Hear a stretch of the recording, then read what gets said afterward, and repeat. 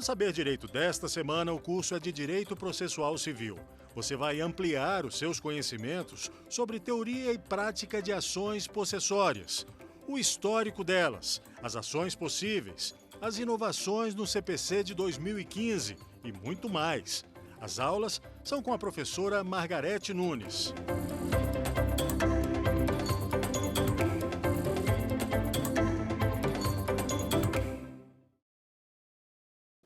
Oi, tudo bom?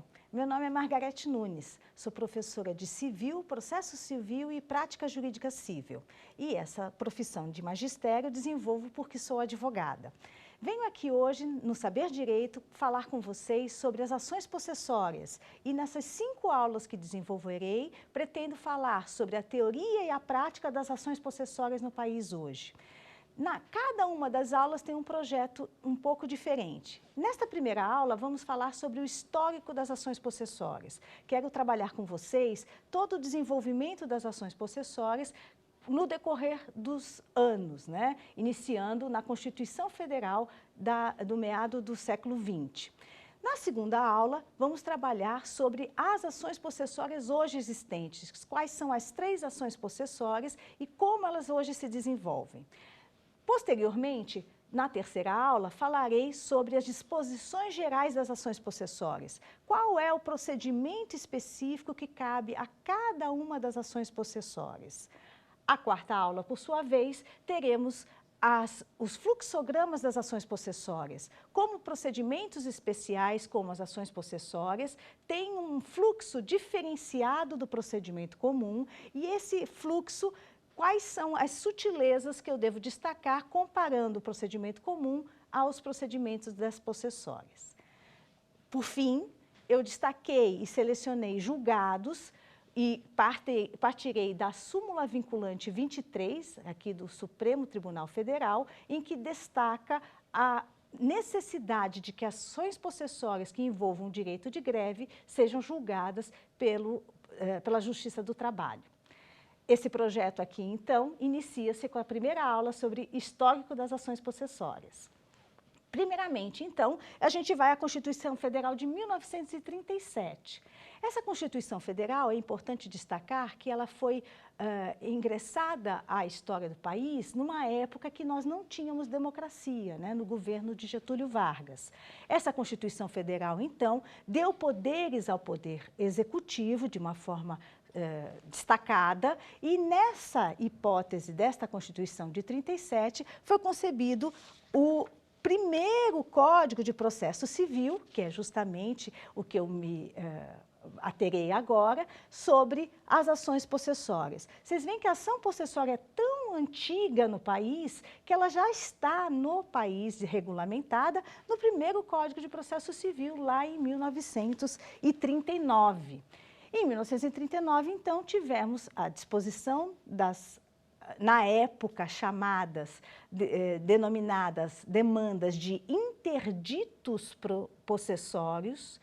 Todas as ações possessórias tinham essa nomenclatura, então nós não chamávamos de ações, chamávamos todas de interditos possessórios, e o foco destas ações possessórias era aquela disposição do Código Civil. Então, o direito material discutido nas ações possessórias era apenas o direito material civil do Código Civil, que à época vigorava, de 1917.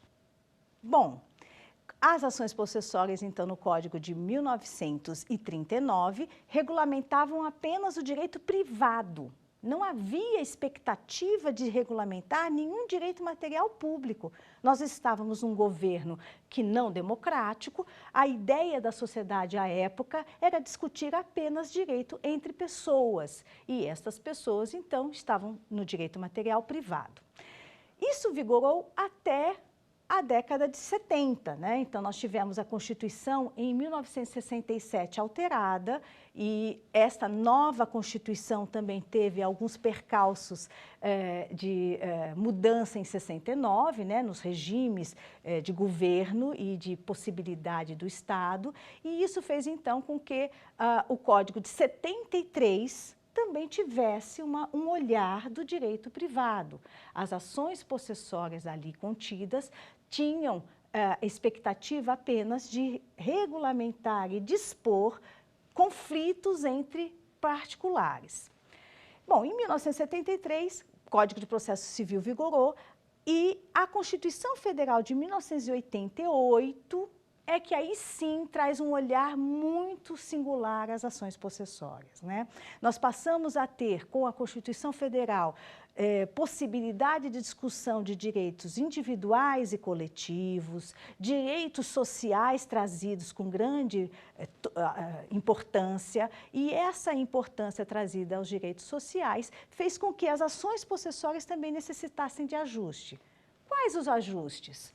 Nesses ajustes que vimos necessários após 1988, um deles foi a demanda recorrente do judiciário aos conflitos sociais, principalmente aqueles decorrentes das relações de trabalho, né? Nós tínhamos já, desde da CLT, né, no século XX, a possibilidade de discussões sociais, mas elas tinham a ideia ainda de uma relação do trabalhador diretamente com o seu tomador de serviço.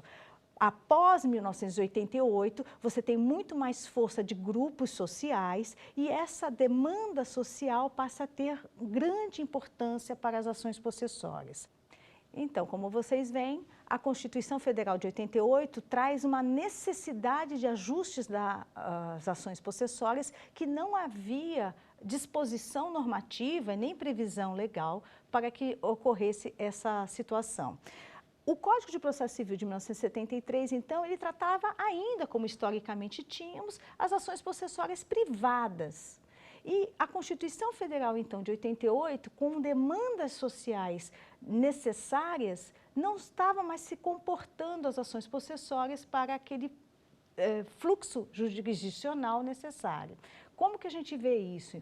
A gente vê nos movimentos sociais que tiveram lutas reivindicatórias a partir, principalmente, da Constituição Federal.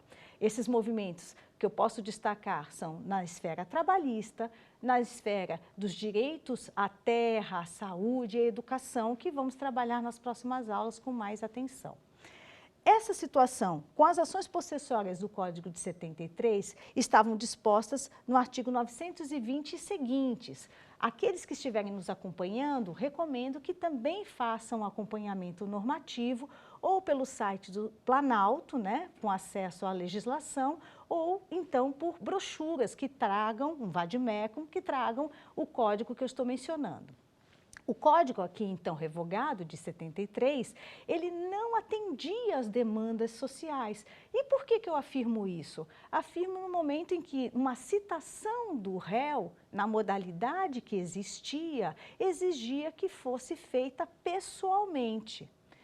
Como fazer a citação pessoal de um grupo de pessoas que eu poderia chamar amorfo, né? Sem rostos definidos, um grupo de pessoas com mais de 100 mil indivíduos que, naquela diversidade de pessoas, se juntam para uma pauta.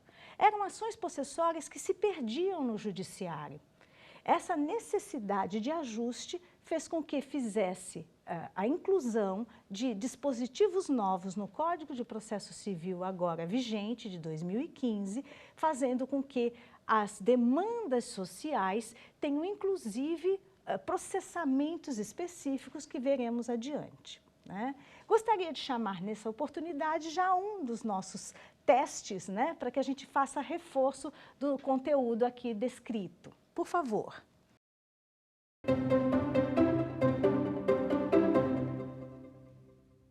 A Constituição Federal assegura o direito subjetivo à jurisdição quando determina que, lendo as alternativas, a gente vai encontrar qual se aproxima à pergunta.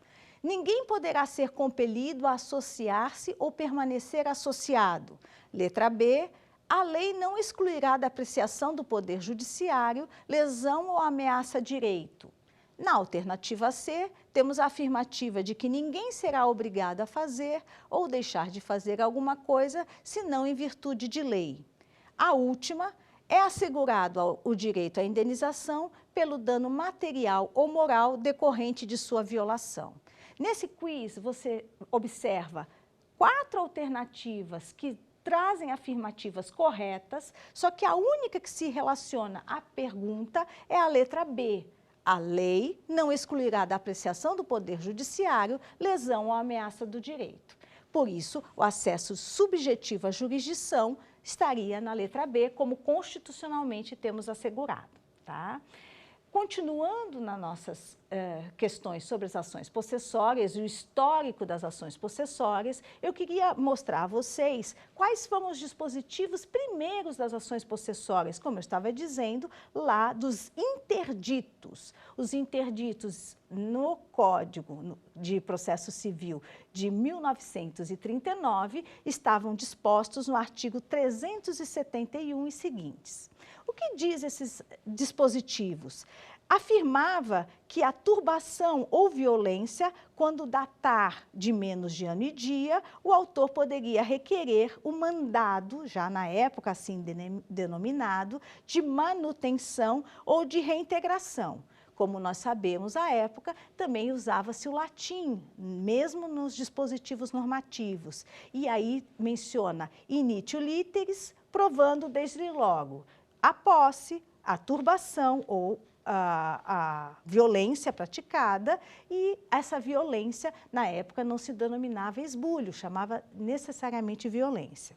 Continuava o Código de Processo Civil, dispondo, então, que este autor, quando tivesse relações possessórias a discutir, faria o uso destas demandas de interdito.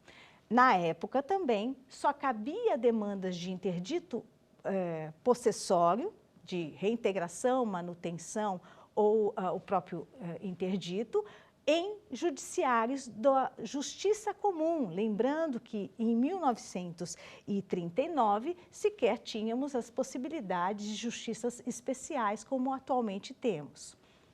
Isso reforça que o conteúdo das ações possessórias era meramente de direito privado, não havia possibilidade desses processamentos em situações de interesse público. Feito isso, e aí gostaria também de destacar a vocês, as ações possessórias quando permitiam a possibilidade de indenizações. Já naquela hipótese, a ação possessória buscava a volta à posse e as discussões sobre turbação ou violência, mas também buscava a ideia de eventual indenização. Qual era a situação fática que se tinha então? Costumeiramente, a situação entre vizinhos, né? Então, um fazendeiro que invadia ou turbava a propriedade de outro e essa posse era discutida. Evidente que dentro destas configurações você tinha pessoas de capacidade econômica relevante e mostrava-se, então, não raro, a possibilidade do uso do pleito de indenização. Vocês veem que essa base teórica que à época existia se aplicava a uma outra sociedade com outro dinamismo também visto então. Em 1973, nós já temos o Código de Processo Civil já por uma lei 5869 e nessa legislação você tem a hipótese de o procedimento ordinário ser debatido e as ações possessórias continuarem com procedimentos especiais. A ação possessória sempre foi de procedimento especial porque nela comporta uma possibilidade de liminar, já que há uma violência praticada quando o autor demanda em juízo uma violência praticada pelo réu.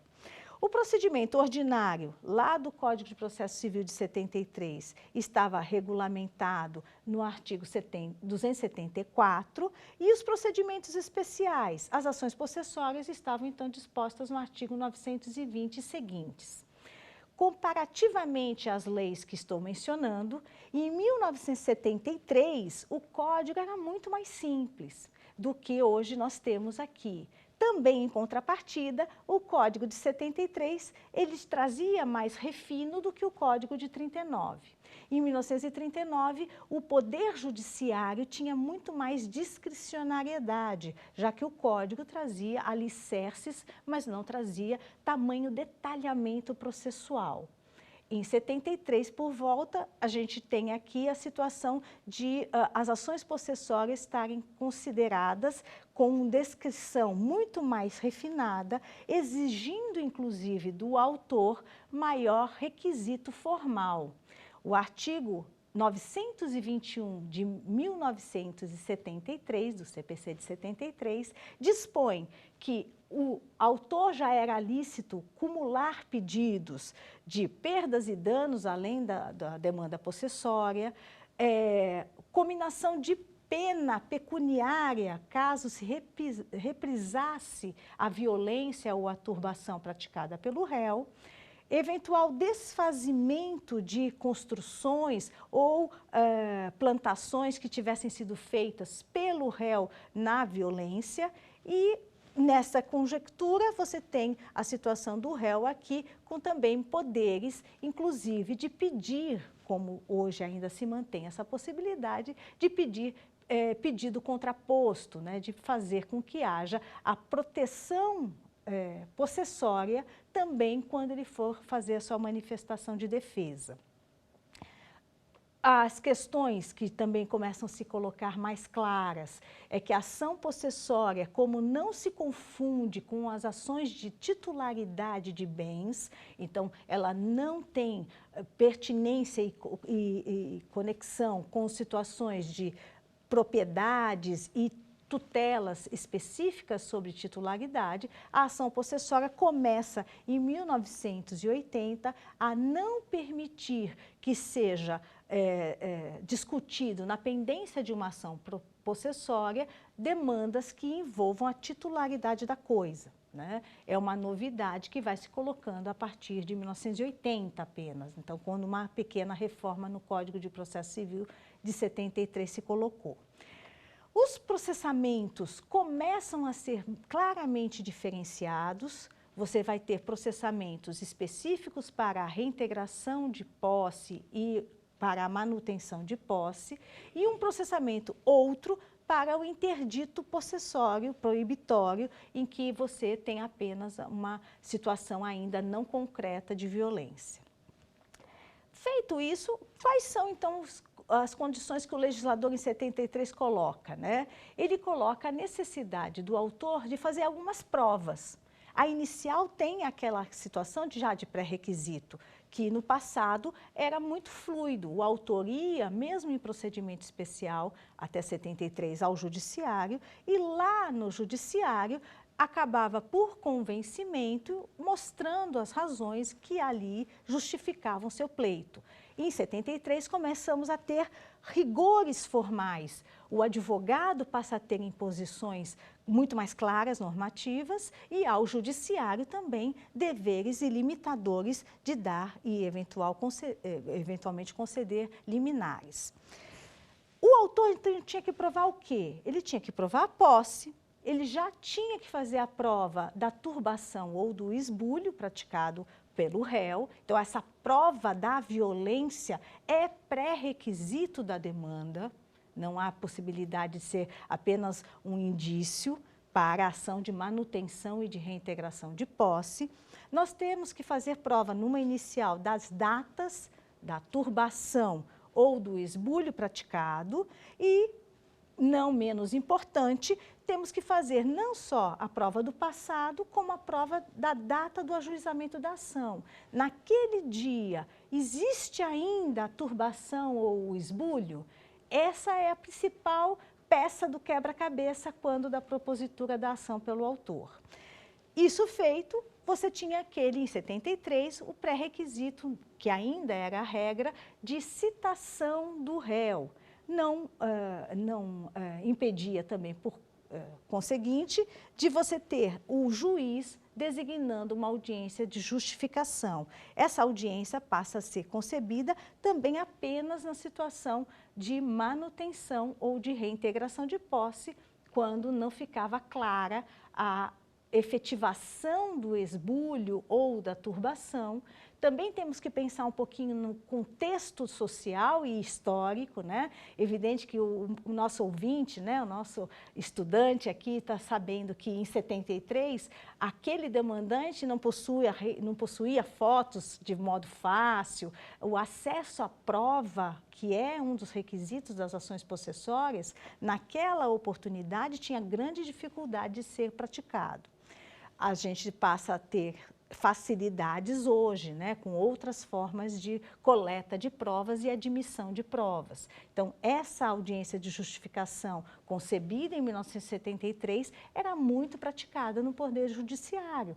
Quase sempre uma ação possessória, para que o juiz se sentisse seguro em deferir a liminar, necessitava, então, desta oralidade, uma oralidade que não probatória no sentido de contraditório, né? Então, você faz uma audiência de justificação sem a presença do réu, mas que essa audiência, então, era necessária para que a gente pudesse fazer a comprovação do esbulho ou da turbação. Uma outra novidade é que, quando nós tínhamos uma ação possessória tida e ajuizada em face de um ente federado, de uma pessoa jurídica de direito público, esta demanda não poderia ser deferida liminar sem que houvesse a citação, né, sem que houvesse a possibilidade de representação judicial da pessoa jurídica de direito público envolvida. Esse dispositivo, já quero mencionar, que ele não faz situação de vedação de liminar quando, eventualmente, a titularidade da área esbulhada ou turbada for de ente federado. O que faz aqui a determinação da presença do ente federado é quando a ação é contra o ente federado.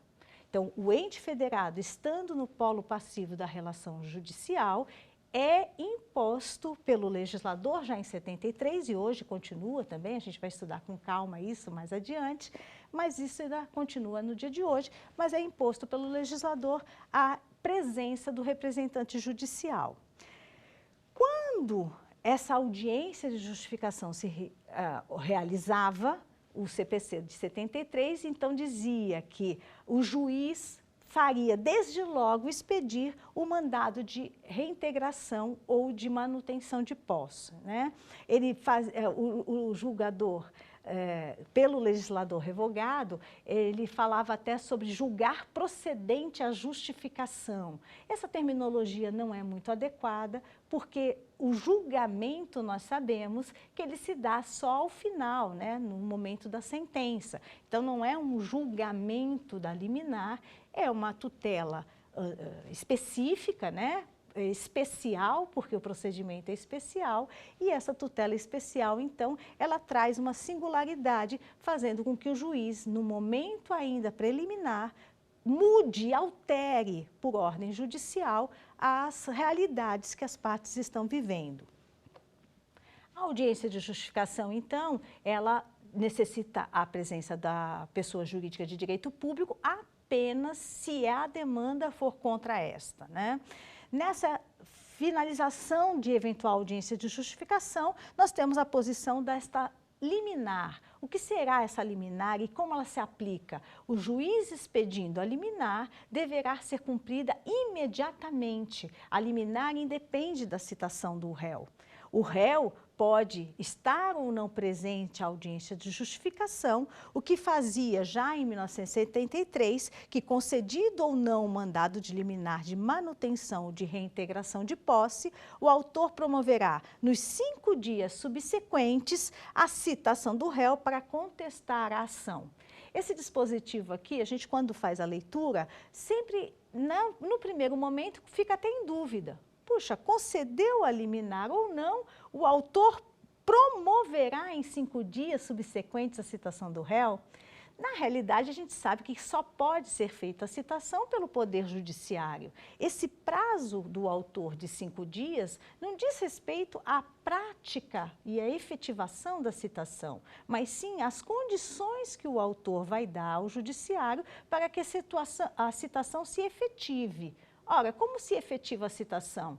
O autor tem que trazer clareza à pessoa do réu, às qualificadoras, né, e as qualificantes daquela pessoa demandada no polo passivo, as possibilidades de efetivação da citação, lembrando que em 1973 a citação só era permitida através de oficial de justiça. Por isso que o autor, se tivesse deferida a ele a liminar, ele não podia ficar tranquilo, cumprida a liminar, sem que o processamento da ação possessória fosse colocado. Ele precisava, sim, ter o dever de, em 5 dias, dar as condições à citação. Se isso não acontecesse, a citação, deixando de ocorrer por inércia do autor, a liminar perderia sua força, mesmo que se tivesse sido concedida, né? Ao final da audiência de justificação e concedida ou não a liminar, o réu terá o prazo, e tinha, né, em 73, o prazo para contestar, e essa contestação aí concluiria depois com a manifestação do autor o contraditório, e eventual instrução processual se dava já pelo procedimento e as regras gerais que nós temos no procedimento, na época, denominado ordinário, né? Para que a gente possa confirmar o que estamos conversando, vamos chamar um outro quiz para que a gente aqui estude as ações possessórias e a história.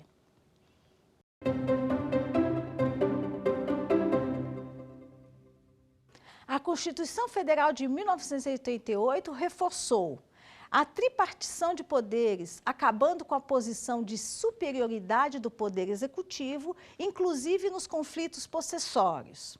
A alternativa B, nós temos a superioridade do Poder Executivo, podendo agir quando há conflito, sem análise da demanda pelo Poder Judiciário. Na alternativa C, a autonomia absoluta do Poder Executivo para dirimir conflitos possessórios. E a última, a autonomia absoluta do Poder Judiciário. Para a pergunta sobre Constituição Federal e os reforços que ela fez, nós temos a resposta correta, a alternativa A, em que há o reforço e o reconhecimento da tripartição de poderes, acabando com a posição de superioridade que o Poder Executivo possuía antes de 88, para, inclusive, os conflitos possessórios, né? Antes de 88, nós tínhamos o Poder Executivo agindo no seu poder de polícia muito mais contundente e fazendo com que, em eventuais situações de polícia, o delegado e a autoridade competente, naquela época, pudesse decidir, né? Em 88, deixamos de ter essa força do Poder Executivo, a tripartição de poderes é reconhecida e faz com que haja a necessidade de intervenção do Judiciário a qualquer conflito, inclusive os possessórios. A gente sabe que o tema que eu estou trabalhando hoje em aula é um dos temas de direito civil mais próximos do direito penal. O direito civil quando está na violência, o direito civil quando se vê o uso da força e os impactos da força nas relações do direito administrativo, civil, trabalhista, né? Os direitos sociais. Continuando a respeito das ações possessórias, nós temos hoje, com a Constituição de 88 e o acesso ao judiciário, as possibilidades das ações possessórias lá nos dispositivos do artigo 554 a 568 do CPC. O acesso ao judiciário e a necessidade de intervenção do judiciário nas ações possessórias começou a ficar muito mais claro em 1988.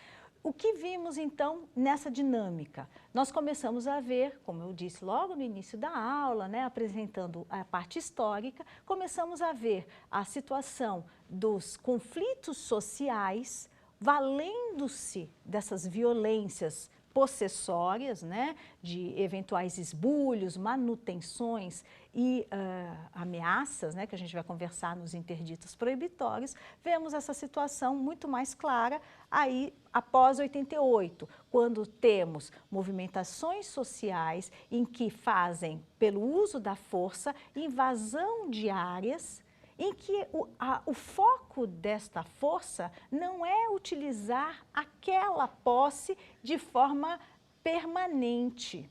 Quando os trabalhadores ingressam nas fábricas para eventual defesa do interesse de greve ou reivindicações trabalhistas, eles obviamente não estão pretendendo ficar ali na fábrica e estabelecerem-se de forma definitiva. A mesma coisa se vê quando a gente está numa relação de busca de direitos sociais, direito à educação, melhora na qualidade da educação, em que estudantes colocam-se na escola que estudam e lá, permanecendo, visam fazer reforço e confirmação daqueles debates sobre qualidade de ensino, sobre acesso a melhores condições para igualdades sociais. Nessa dinâmica, a gente também percebe que esses estudantes jamais pretenderão ficar ali residindo, né? O foco daqueles que estão ali colocados e muitas vezes residindo ali de forma provisória e precária, é para que haja a utilização da voz que a violência permitiu no sentido de defesa dos seus interesses. Para tanto, a gente pode fazer uma nova demanda aqui sobre o quiz e verificar se nossos conteúdos estão confirmados.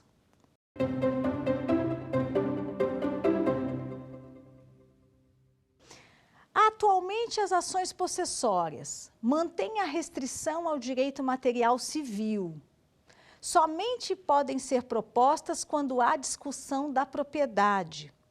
Podem ser propostas também quando há debate sobre direitos materiais públicos. Ou são pouco utilizadas por atenderem somente o direito material privado. Nesse contexto, e pelo que acabamos de estudar, a única alternativa possível é a alternativa C. Podem ser propostas também quando há debates sobre direitos materiais públicos, não é isso? A Constituição Federal nos traz a possibilidade de direitos materiais públicos. Por isso, não há porquê de a gente ter resistência à utilização das ações possessórias. Então, diante disso, o que a gente sabe sobre essas tais ações possessórias no dia de hoje? E como se faz uma ação possessória em que seguramente traz estabilidade e segurança à sociedade, de modo a não chegarmos a ter que invadir o direito penal com todas as suas consequências que dele nós trazemos, né? Com violências que causam até mortes. A ação possessória faz com que a pessoa que tem eventualmente situação de conflito possessório busque na intervenção do judiciário a não tomada de força pelas próprias mãos. Se nós pensássemos na ausência das ações possessórias, teríamos cada uma das pessoas defendendo seus próprios interesses com suas próprias mãos. Não seria prudente para nenhuma das sociedades que permitíssemos o confronto dos particulares e, eventualmente, confrontos entre pessoas jurídicas e pessoas naturais, né, pessoas físicas, a todo custo e de qualquer jeito. O direito deve ser aplicado pelo Poder Judiciário e essa busca do demandante, do autor nas ações possessórias, que historicamente estamos trabalhando nesta aula, faz com que a gente reforce a necessidade do processo civil colocar-se dinâmico nos confrontos possessórios, né? Um particular que tiver área invadida, a menos que naquele instante ele possa fazer a segurança da sua propriedade ou da sua posse, ele deve, se não conseguir lançar meios desta segurança, que consiga fazer imediatamente, ele não terá outra alternativa a não ser buscar o judiciário. Não podemos fazer com que ele pudesse, armando-se ou utilizando de violências, além daquelas, inclusive, praticadas pelo réu, pudesse defender a sua posse. Isso fica claro. Então, de 88 para frente, o Código de Processo Civil, que foi agora em 2015, aprovado e em 2016 entrou em vigor, ele traz muito mais dinamismo e esse dinamismo faz com que a gente tenha, então, a possibilidade de acesso ao judiciário pelas ações possessórias e, além disso, fazendo com que haja o processamento diferenciado quando as ações possessórias tiverem, principalmente, um grande número de pessoas no polo passivo. Esse processamento, o judiciário está se adequando e nós veremos em aula à frente que tanto a Justiça Comum hoje enfrenta as ações possessórias, como a Justiça Federal, a Justiça Especial do Trabalho, também tem o dever de enfrentar temáticas de ações possessórias. Você que está aqui nos ouvindo e está estudando para atuar no judiciário e nas carreiras também de apoio ao judiciário, sabe que essas temáticas, elas percorrem diversos campos, diversas carreiras, e por isso o tema é tão relevante para que a gente possa tratar nestas 5 aulas, né? O histórico das ações possessórias, ele não conclui-se apenas em 2015 e 2016, porque vocês observam que a sociedade, a cada ano, traz um dinamismo diferenciado. Movimentos sociais, em alguns anos, são mais contundentes, movimentos sociais, em outras épocas, são menos organizados. Isso depende de questões sociais, que não é o direito que controla. As ações possessórias, como vocês percebem, saem da esfera do direito. Elas começam a discutir situações de conflitos não só privados, mas de conflitos coletivos. E como se dá essas organizações sociais, de que modo pessoas se organizam, quer na Justiça do Trabalho, quer na situação coletiva. Então, o que nós vemos é que hoje as ações possessórias, elas estão intrinsecamente ligadas à Constituição Federal vigente. Nela, o artigo 5º nos dá todos os direitos e deveres individuais e coletivos, então é neste momento que a gente observa como o cidadão, individual ou coletivamente, pode se organizar e trabalhar com a defesa dos seus direitos e também, obviamente, reconhecendo a imposição dos seus deveres. E depois, no artigo 6º e seguintes da Constituição Federal, vemos a disposição sobre os direitos sociais. E gostaria de aqui, evidente, relendo a vocês, muitos já sabem o dispositivo de cor, artigo 6º da Constituição Federal, já com a emenda constitucional de 2015, assegura que são direitos sociais a educação, a saúde, a alimentação, o trabalho, a moradia, o transporte, o lazer, a segurança, a previdência social, a proteção à maternidade e à infância, a assistência aos desamparados, tudo na forma da Constituição Federal. Acabei de ler um dispositivo com várias situações singulares, vários direitos sociais muito individualizados que podem ser trabalhados em aulas temáticas específicas, mas que a mim colocam necessária observação quando a gente vai falar das ações possessórias. Quando há defesa de direitos como estes que acabei de ler, a sociedade, muitas vezes, os que estão se sentindo sem poder de voz, se valem de violência. Não estou aqui para defender essa violência, óbvio, né? Eu estou aqui justamente questionando e colocando a ideia de que uma eventual violência deve ser limitada e combatida através do judiciário nas ações possessórias. Não podemos também estimular e pressupor que esta violência, que não seria adequada, pudesse ser confrontada com outra violência que também não geraria nenhum acréscimo, nenhum benefício à sociedade, né? As ações possessórias, então, para esses direitos sociais, ela vai trazer processamentos específicos, vai determinar, inclusive, a intervenção indispensável do Ministério Público. Nós sabemos que até 2015, como nós tínhamos essas ações na esfera do direito privado, o Ministério Público não era necessário interveniente, aliás, era raro e não aconselhável a intervenção do Ministério Público, e hoje o legislador dispõe a intervenção deste custos legis, né, a fim de que assegure também, nestas circunstâncias, a situação de proteção daqueles, inclusive, que estão buscando a defesa de um direito constitucionalmente assegurado e que não teriam essa oportunidade, infelizmente, se não se lançasse mão de eventual meio de reivindicação.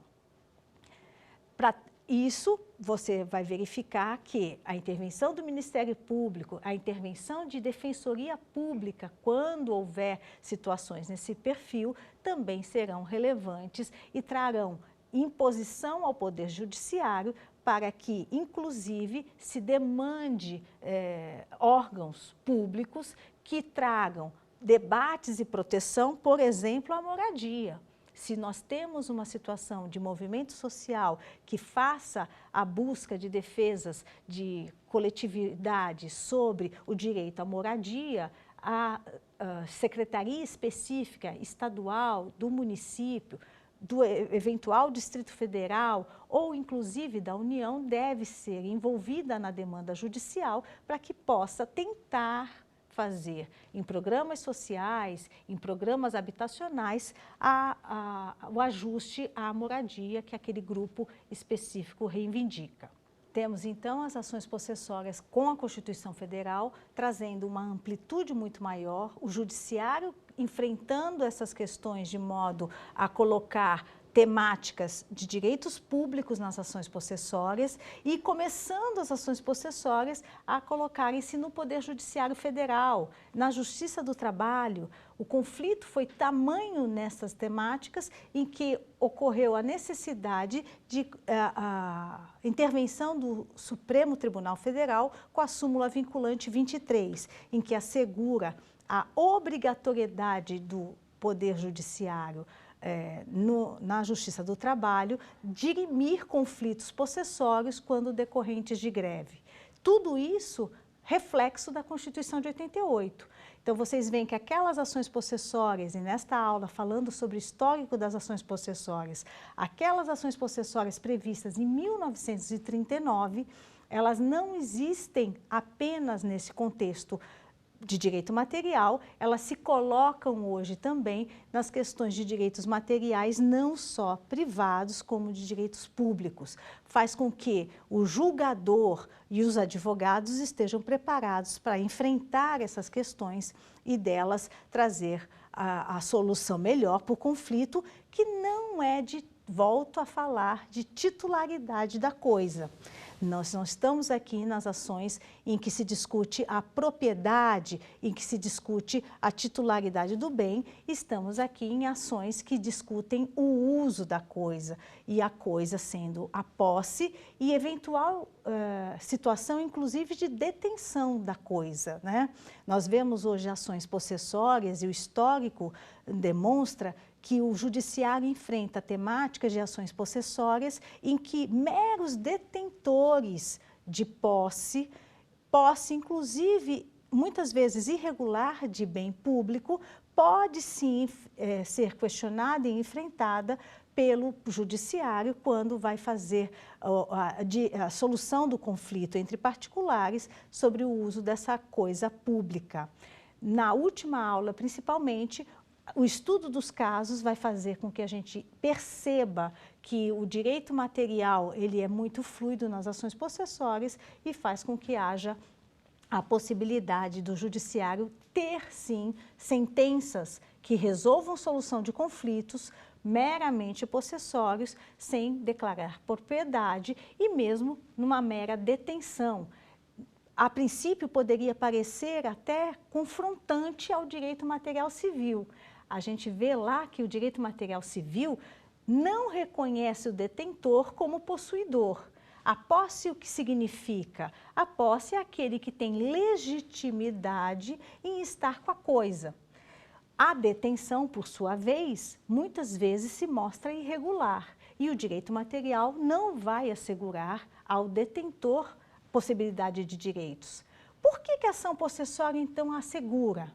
A ação possessória assegura porque justamente o conflito social gerado naquela detenção precisa de uma solução. Não é possível que o judiciário, sendo demandado por um detentor, se cale diante do conflito porque há uma irregularidade naquela situação.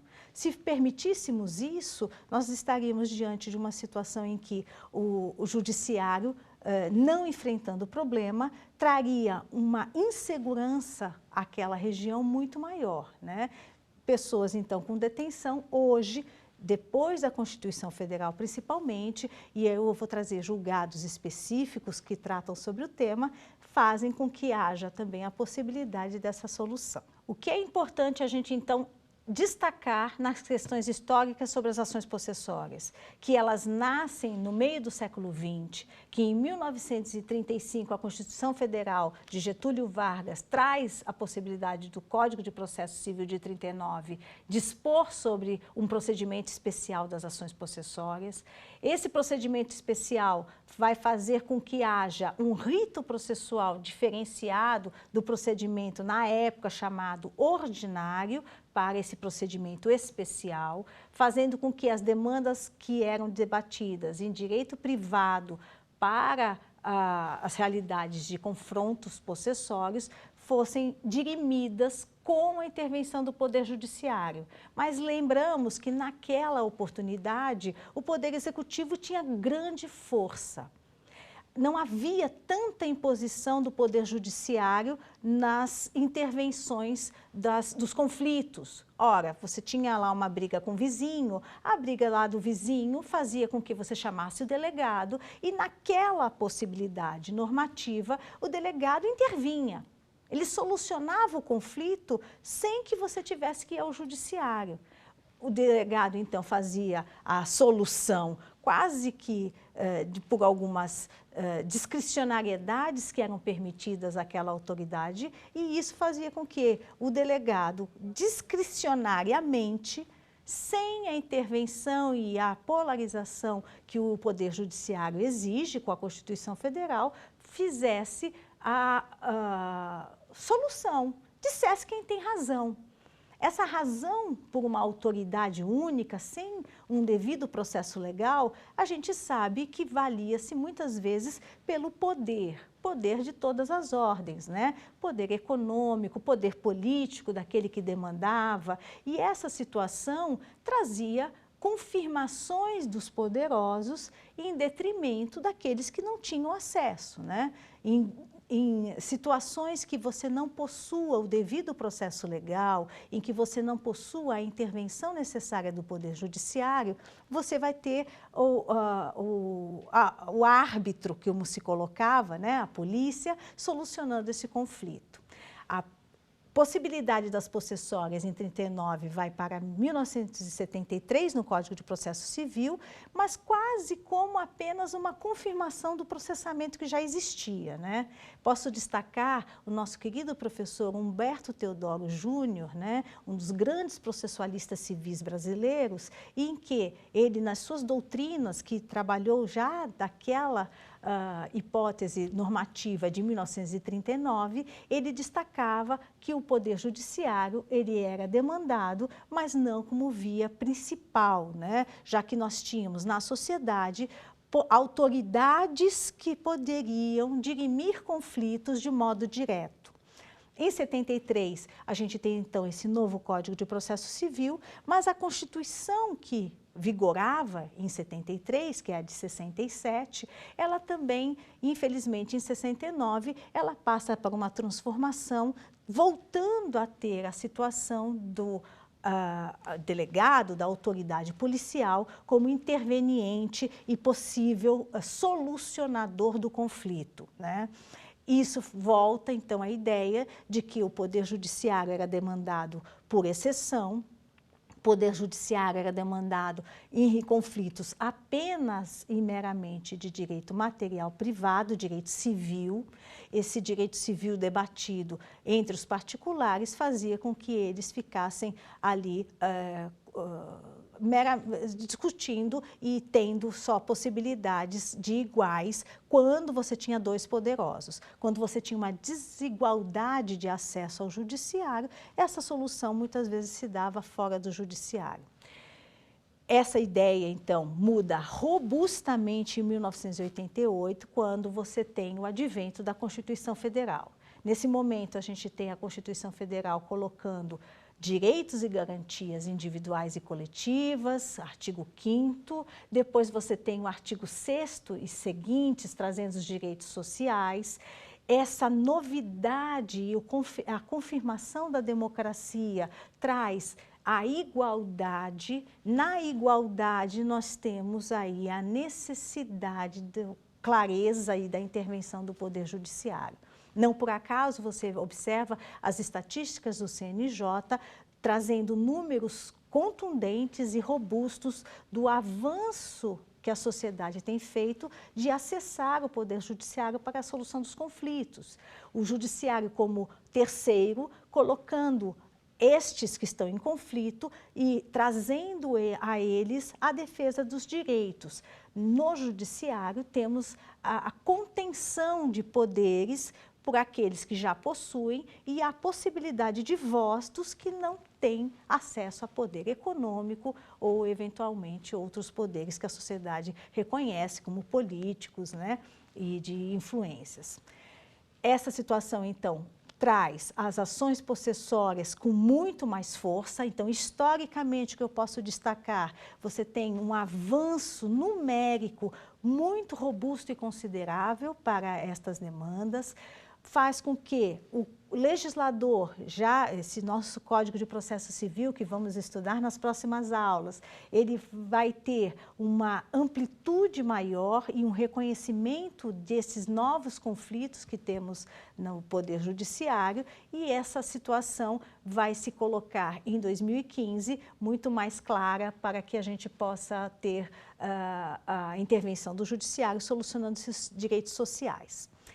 Essa situação e a questão histórica foi necessária abordar nessa primeira aula sobre as ações possessórias, teoria e prática. Nestas aulas, 5 aulas sobre as ações possessórias, nas próximas aulas falarei agora do contexto atual, né? Passamos da parte histórica e entraremos nas disposições gerais e nas questões pontuais. Ficou com dúvidas? Então mande um e-mail para saberdireito@stf.jus.br ou entre em contato pelo nosso WhatsApp. Você também pode estudar pela internet.